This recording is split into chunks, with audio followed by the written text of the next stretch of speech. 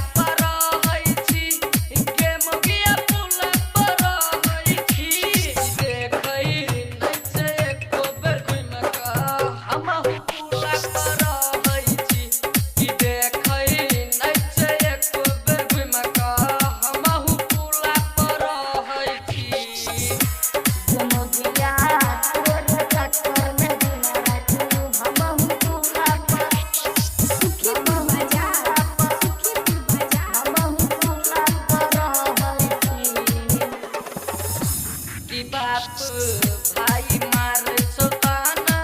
हमारा रहल न जाय छौ घरे के मगिया रहल न जाय छौ घरे की बाप भाई मार सोताना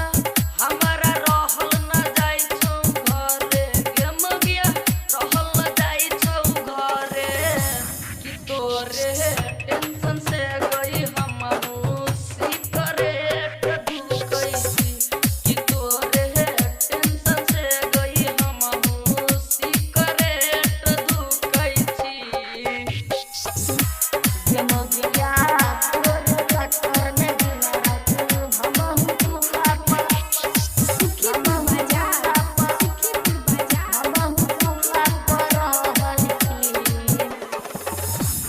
सब रात